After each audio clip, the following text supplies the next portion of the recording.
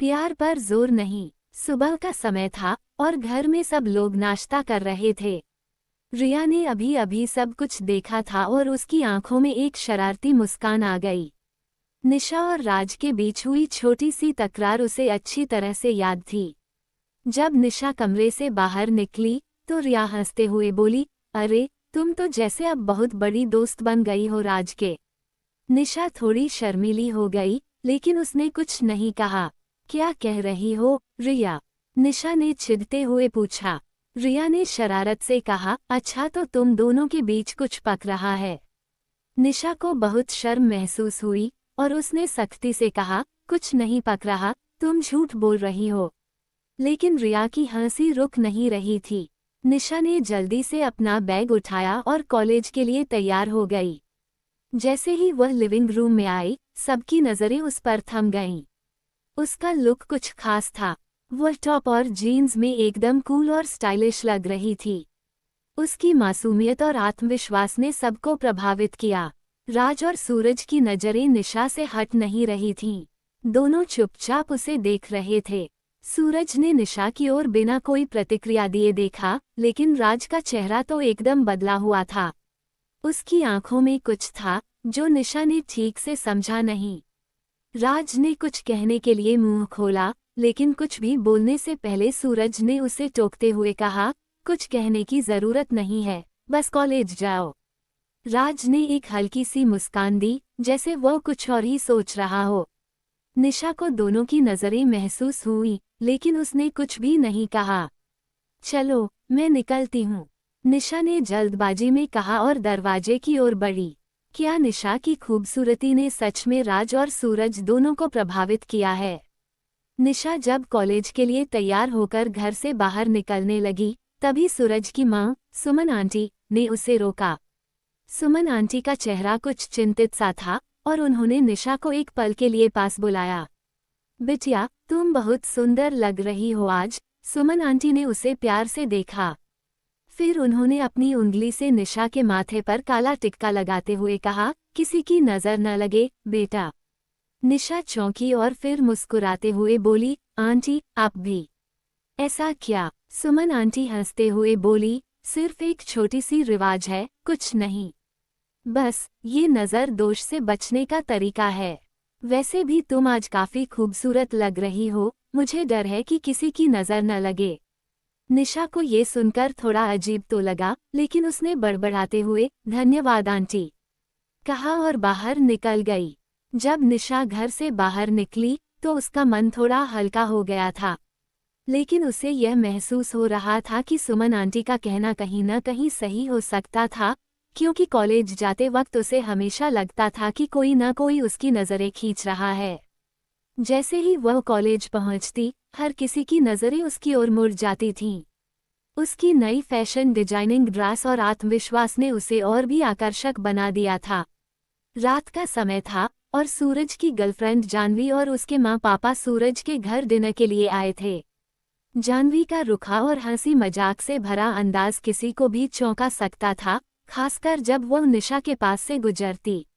जानवी को जैसे ही निशा पर नजर पड़ी, उसने तुरंत ही अपनी स्ट्रिंग कमेंट्स देना शुरू कर दिया और निशा को नीचा दिखाने का कोई मौका नहीं छोड़ा। ओह, तो तुम निशा हो, बहुत अच्छे कपड़े पहने हो, लगता है कॉलेज में सबकी नज़रें तुम पर ही रहती होंगी।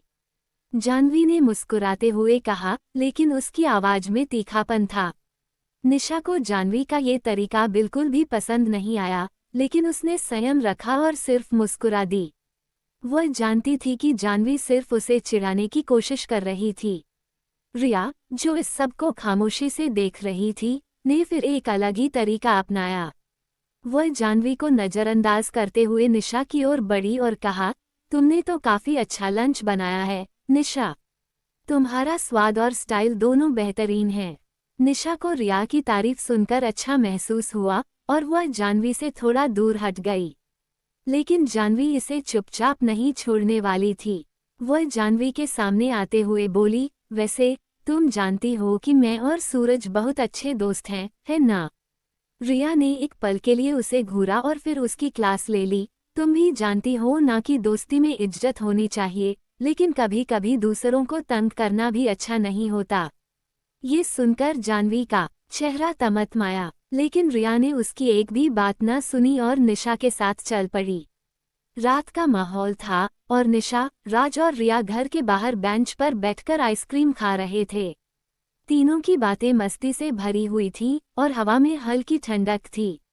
रिया अपनी शरारतों से सबको हंसा रही थी, जबकि राज और निशा भी उसे एंजॉय कर रहे थे।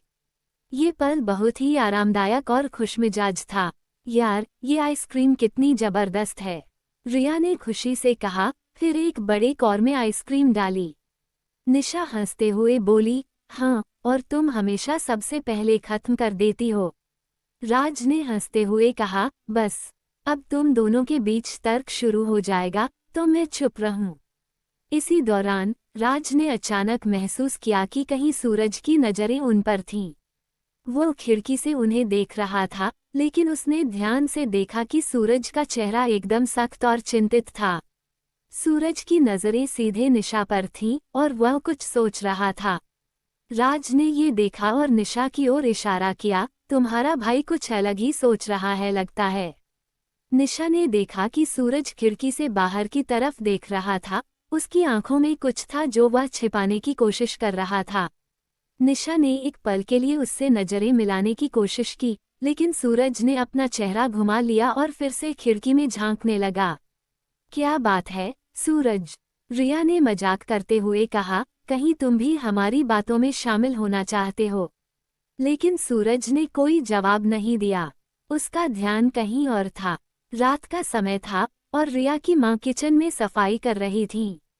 वो बर्तन धो रही थी और घर के दूसरे काम निपटा रही थीं। निशा ने देखा कि वो किचन में अकेली हैं, तो वह धीरे से वहां गई और कहा, आंटी, मुझे आपकी मदद करनी चाहिए। रिया की मां ने मुंह फेरते हुए कहा, नहीं बेटा, मुझे करने दो, तुम आराम करो। लेकिन निशा ने फिर भी आग्रह किया, नहीं आंटी, मुझे मदद करने दो, कुछ नहीं होगा। रिया की मां हल्की सी मुस्कान के साथ बोली, अच्छा बाबा, कर लो सफाई, पर ज्यादा मेहनत मत करना। फिर वह किचन से चली गई ताकि निशा को काम करने का मौका मिल सके। लेकिन जैसे ही वह किचन में सफाई करने लगी, अचानक सूरज वहां आया और निशा के पीछे खड़ा हो गया। निशा को उसकी उपस्थिति का एहसास हुआ और वह घबराकर मुड़ी। क्या चाहिए? निशा ने थोड़ा घबराकर पूछा।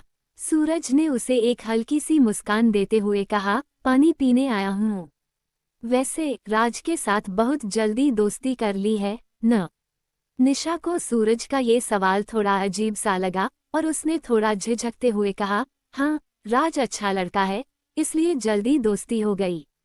तुम क्यों पूछ रहे हो? सूरज ने फिर कुछ नहीं कहा, बस थोड़ी देर निशा को चुपचाप देखा। फिर वह धीरे से बोला, कुछ नहीं, बस वैसे ही पूछा। और फिर बाहर की ओर बढ़ने लगा। निशा को महसूस हुआ कि सूरज की बातों में कुछ गहरी सोच छिपी हुई थी, लेकिन उसने इसे नकारते हुए काम पर ध्यान दिया। रात का समय था और सूरज और निशा के बीच थोड़ी खामोशी थी। निशा ने सूरज के अचानक चुप रहने का कारण समझने की कोशिश की थी, लेकिन उसने ज्यादा ध्यान नहीं दिया था। हालांकि एक पल ऐसा आया जब निशा ने अपनी बात कह दी, जो सूरज को चुपके से गुस्से में डाल सकती थी। वैसे जाह्नवी तुमसे बिल्कुल तुम्हारी टाइप की नहीं लगती, सूरज, निशा ने हल्के में मजाक करते हुए कहा। सूरज की आंखों में कुछ बदल सा गया। उसकी मुस्कान पूरी तरह से गायब हो गई और उसकी आंखों में गुस्सा और जलन की झलक दिखाई दी। वह शांत होकर बोला, तुम्हारी क्या राय है? मुझे फर्क नहीं पड़ता। जाह्नवी मेरी पसंद है और मुझे यही ठीक लगता है। निशा को एहसास हुआ कि उसने शायद कुछ ज्यादा बोल दिया। वह थोड़ा चुप हो गई, लेकिन सूरज का गुस्सा बढ़ता ही जा रहा था। फिर सूरज ने राज और निशा की दोस्ती पर बात करते हुए कहा, वैसे तुम और राज की दोस्ती बहुत जल्दी बढ़ गई है, क्या कुछ ज्यादा ही जल्दी घुल मिल गए हो? सूरज के चेहरे पर जलन साफ दिख रही थी। निशा को महसूस हुआ कि सूरज को ये सब पसंद नहीं आ रहा है और शायद यही वह वजह थी जिसके कारण वह गुस्से में था। सूरज का गुस्सा अब और भी बढ़ गया था। वह पूरी तरह से निशा की तरफ देखकर बोला, तुम दोनों का मस्ती करना मुझे पसंद नहीं, निशा। निशा ने सूरज के गुस्से को शांत करने की कोशिश की। देखो सूरज, ये बस दोस्ती है, कुछ भी नहीं। लेकिन सूरज की आंखों में जो गुस्सा था, वह गलतफहमी का संकेत दे रहा था।